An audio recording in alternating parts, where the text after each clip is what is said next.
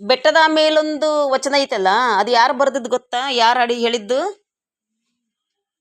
ಯಾರು ಹೇಳ್ಯಾರಂತ ಗೊತ್ತಾ? ಅಕ್ಕ ಮಹಾದೇವಿ ವಚನ ಅದು. ಬೆಟ್ಟದ ಮೇಲೊಂದು ಮನೆಯ ಮಾಡಿ,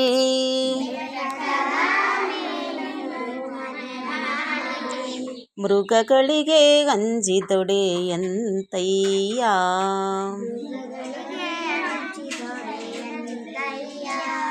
ಮೃಗಗಳಿಗೆ ಅಂಜಿದೊಡೆಯಂತಯ್ಯ.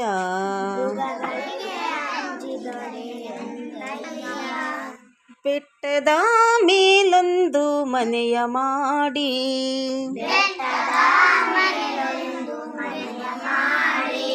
ಮೃಗಗಳಿಗೆ ಅಂಜಿದೊಡೆಯಂತಯ್ಯ.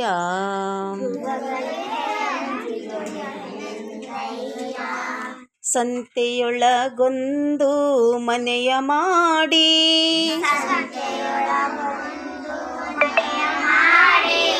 ಸಂತೆಯೊಳಗೊಂದು ಮನೆಯ ಮಾಡಿ,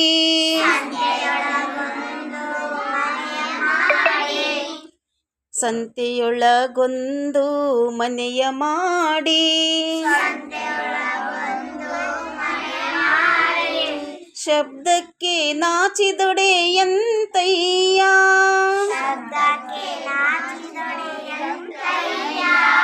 ಶಬ್ದಕ್ಕೆ ನಾಚಿದೊಡೆಯಂತಯ್ಯ.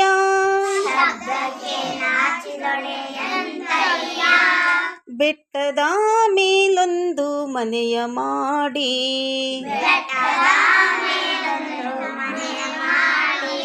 ಮೃಗಗಳಿಗೆ ಅಂಜಿದೊಡೆಯಂತಯ್ಯ.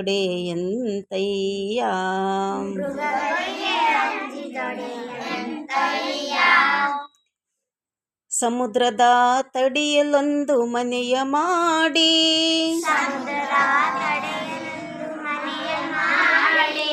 ಸಮುದ್ರದ ತಡಿಯಲೊಂದು ಮನೆಯ ಮಾಡಿ, ನೊರೆ ತೊರೆಗಳಿಗಂಜಿದೊಡೆಯಂತಯ್ಯ.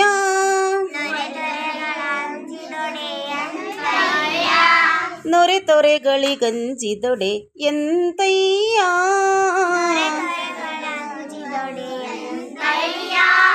ಬೆಟ್ಟದ ಮೇಲೊಂದು ಮನೆಯ ಮಾಡಿ,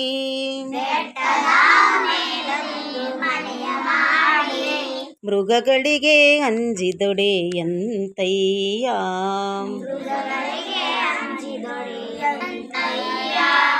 ಲೋಕದಲ್ಲಿ ಹುಟ್ಟಿದ ಬಳಿಕ, ಲೋಕದಲ್ಲಿ ಹುಟ್ಟಿದ ಬಳಿಕ, ಸ್ತುತಿ ನಿಂದೆಗಳು ಬಂದರೆ, ಸ್ತುತಿ ನಿಂದೆಗಳು ಬಂದರೆ, ಮನದಲ್ಲಿ ಕೋಪವ ತಾಳದೆ,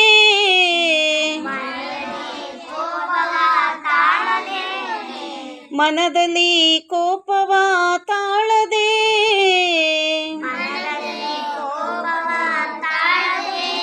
ಸಮಾಧಾನಿಯಾಗಿರಬೇಕು,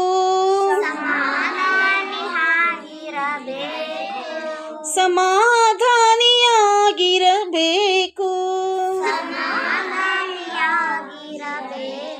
ಬೆಟ್ಟದ ಮೇಲೊಂದು ಮನೆಯ ಮಾಡಿ,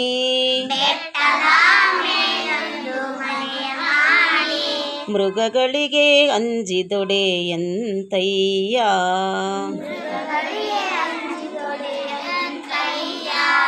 ಮೃಗಗಳಿಗೆ ಅಂಜಿದೊಡೆಯಂತಯ್ಯ.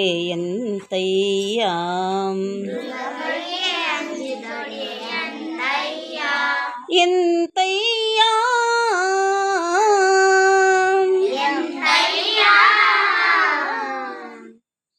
ಏನು ಅರ್ಥ ಆಯ್ತಾ ಈ ವಚನದ ಅರ್ಥ?